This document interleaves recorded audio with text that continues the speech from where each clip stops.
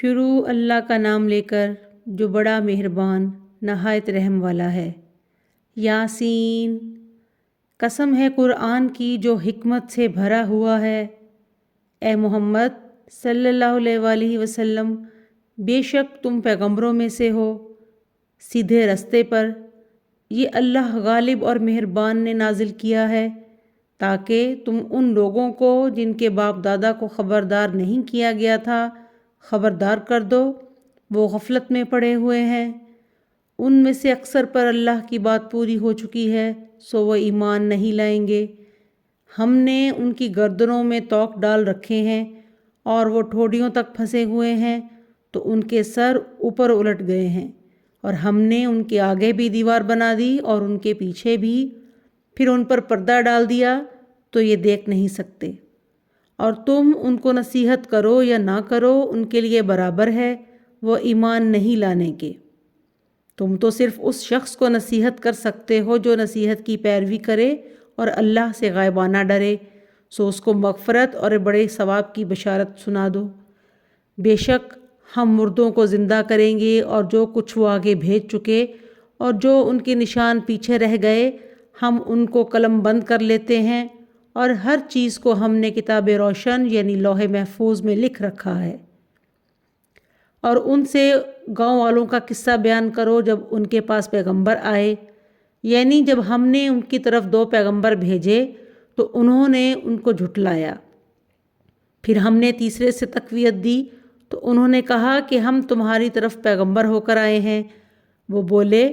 کہ تم اور کچھ نہیں مگر ہماری طرح کے آدمی ہو، اور اللہ نے کوئی بھی چیز نازل نہیں کی، تم محض جھوٹ بولتے ہو۔ انہوں نے کہا کہ ہمارا پروردگار جانتا ہے کہ ہم تمہاری طرف پیغام دے کر بھیجے گئے ہیں، اور ہمارے ذمے تو صاف صاف پیغام پہنچا دینا ہے اور بس۔ وہ بولے کہ ہم تم کو نامبارک دیکھتے ہیں،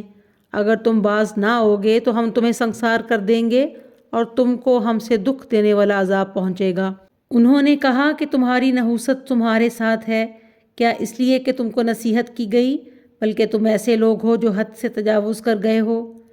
اور شہر کے پرلے کنارے سے ایک آدمی دوڑتا ہوا آیا،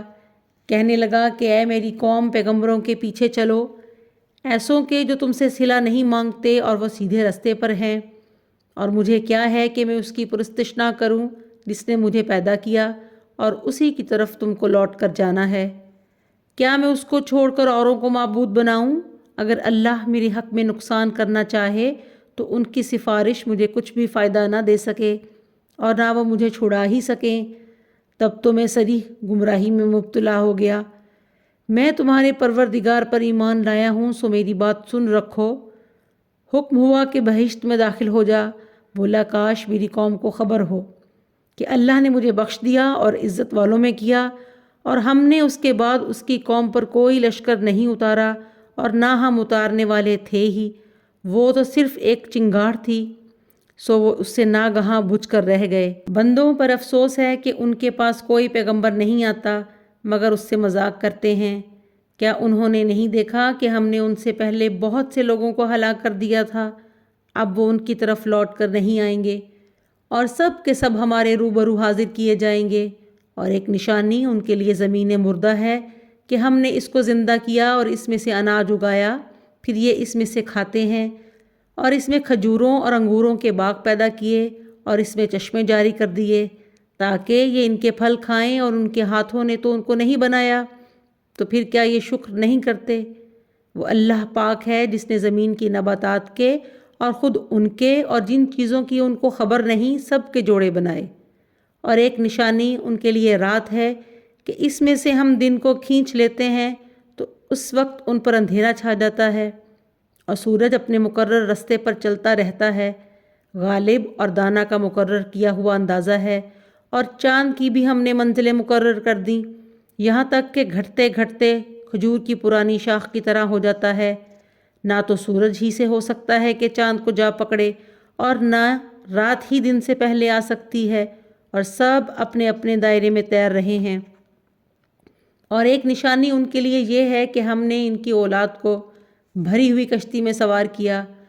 اور ان کے لیے ویسی ہی اور چیزیں پیدا کیں جن پر وہ سوار ہوتے ہیں،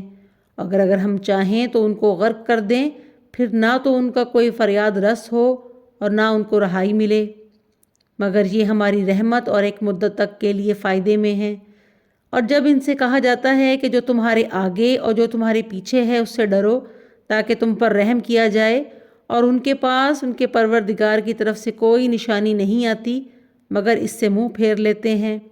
اور جب ان سے کہا جاتا ہے کہ جو رزق اللہ نے تم کو دیا ہے اس میں سے خرچ کرو،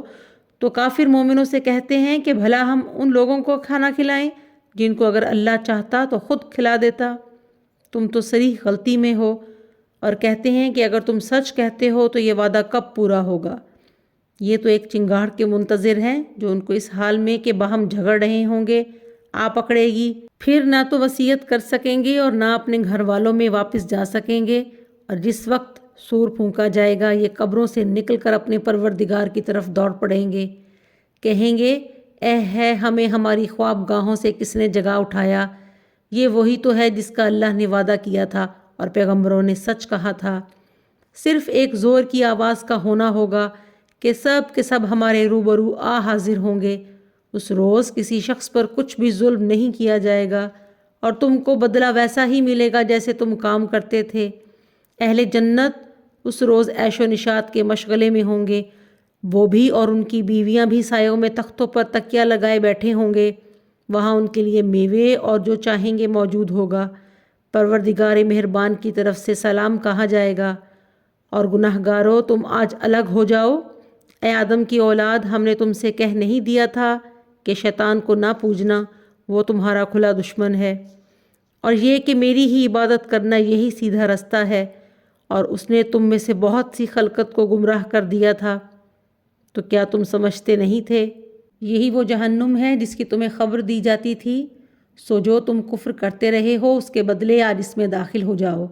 آج ہم ان کے منہوں پر مہر لگا دیں گے اور جو کچھ یہ کرتے رہے تھے ان کے ہاتھ ہم سے بیان کر دیں گے اور ان کے پاؤں اس کی گواہی دیں گے، اور اگر ہم چاہیں تو ان کی آنکھوں کو مٹا کر اندھا کر دیں، پھر یہ رستے کو دوڑیں تو کہاں دیکھ سکیں گے، اور اگر ہم چاہیں تو ان کی جگہ پر ان کی صورتیں بدل دیں، پھر وہاں سے نہ آگے جا سکیں اور نہ پیچھے لوٹ سکیں، اور جس کو ہم بڑی عمر دیتے ہیں تو اسے خلقت میں اوندھا کر دیتے ہیں، تو کیا یہ سمجھتے نہیں؟ اور ہم نے ان پیغمبر صلی اللہ علیہ وآلہ وسلم کو شعر گوئی نہیں سکھائی اور نہ وہ ان کو شایع ہے، یہ تو محض نصیحت اور صاف صاف قرآن ہے، تاکہ اس شخص کو جو زندہ ہو ہدایت کا رستہ دکھائے اور کافروں پر بات پوری ہو جائے۔ کیا انہوں نے نہیں دیکھا کہ جو چیزیں ہم نے اپنے ہاتھوں سے بنائیں ان میں سے ہم نے ان کے لیے 4 پائے پیدا کر دیے، اور یہ ان کے مالک ہیں، اور ان کو ان کے قابو میں کر دیا، تو کوئی تو ان میں سے ان کی سواری ہے اور کسی کو یہ کھاتے ہیں، اور ان میں ان کے لیے اور فائدے اور پینے کی چیزیں ہیں، تو کیا یہ شکر نہیں کرتے؟ اور انہوں نے اللہ کے سوا اور معبود بنا لیے ہیں کہ شاید ان سے ان کو مدد پہنچے، مگر وہ ان کی مدد کی طاقت ہرگز نہیں رکھتے، اور ان کی فوج ہو کر حاضر کیے جائیں گے۔ تو ان کی باتیں تمہیں غمناک نہ کر دیں، یہ جو کچھ چھپاتے اور جو کچھ ظاہر کرتے ہیں ہمیں سب معلوم ہے۔ کیا انسان نے نہیں دیکھا کہ ہم نے اس کو نطفے سے پیدا کیا، پھر وہ تڑاک پڑاک جھگڑنے لگا اور ہمارے بارے میں مسالے بیان کرنے لگا اور اپنی پیدائش کو بھول گیا، کہنے لگا جب ہڈیاں بوسیدہ ہو جائیں گی تو ان کو کون زندہ کرے گا؟ کہہ دو کہ ان کو وہ زندہ کرے گا جس نے ان کو پہلی بار پیدا کیا تھا، اور وہ سب قسم کا پیدا کرنا جانتا ہے، وہی جس نے تمہارے لیے سبز درخت سے آگ پیدا کی، پھر تم اس کی ٹہنیوں کو رگڑ کر ان سے آگ نکالتے ہو۔ بھلا جس نے آسمانوں اور زمین کو پیدا کیا وہ اس بات پر قادر نہیں کہ ان کو پھر ویسے ہی پیدا کر دے؟ کیوں نہیں؟ اور وہ تو بڑا پیدا کرنے والا اور علم والا ہے۔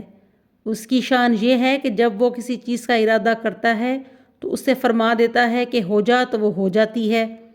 وہ ذات پاک ہے جس کے ہاتھ میں ہر چیز کی بادشاہت ہے، اور اسی کی طرف تم کو لوٹ کر جانا ہے۔ صدق اللہ العظیم۔